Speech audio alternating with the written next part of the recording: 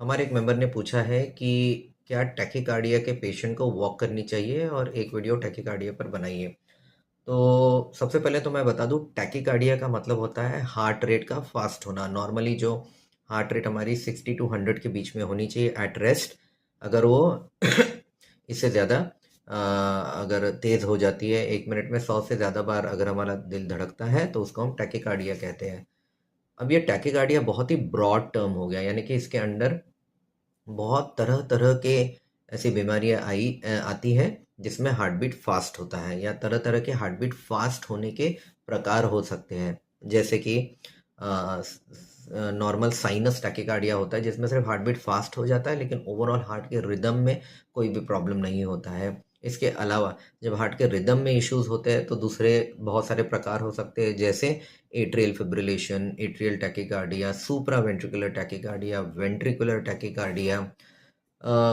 तो इस तरह के बहुत सारे टैकीकार्डिया इस शब्द के अंडर अलग अलग तरह के हार्ट बीट फास्ट होने के वेरिएशंस हो सकते हैं, एंड डिपेंडिंग ऑन दैट वो उस व्यक्ति में क्या बीमारी है इसके बारे में एक अंदाज़ा लगाया जा सकता है। और क्योंकि टैकीकार्डिया जब हम कहते हैं तो ये सब बहुत अलग अलग तरह के हो सकते हैं, इसीलिए आगे की जो एडवाइस है, यानी कि उसका क्या इलाज होना चाहिए, क्या प्रिकॉशन लेने चाहिए, और जो आपने पूछा है कि उसने वॉक करनी चाहिए या नहीं करनी चाहिए, ये बहुत कुछ डिपेंड करता है कि वो किस तरह का टैकीकार्डिया है।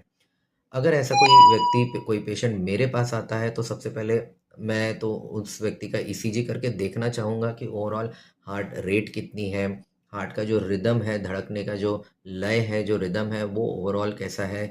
उसके अलावा मैं ये देखना चाहूँगा कि उस व्यक्ति को क्या तकलीफ़ हो रही है।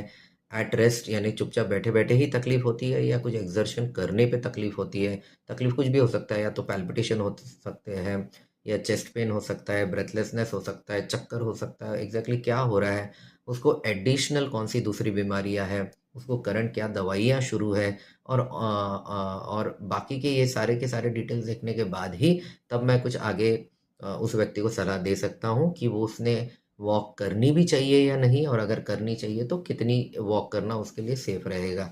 तो ये सारे के सारे डिटेल्स लगते हैं ये डिसीजन लेने के लिए कि क्या एक टैकीकार्डिया के व्यक्ति ने वॉक करनी चाहिए या नहीं। अब ये क्योंकि डिटेल्स मेरे पास नहीं है तो मैं आपको एडवाइस दूंगा कि एक कार्डियोलॉजिस्ट से मिलिए, अपने सारे डिटेल्स उनको दिखाइए, तब कहीं जाके आपको आपके जवाब सवाल का सही जवाब मिलेगा कि क्या एक टैकीकार्डिया के पेशेंट ने वॉक करनी चाहिए या नहीं।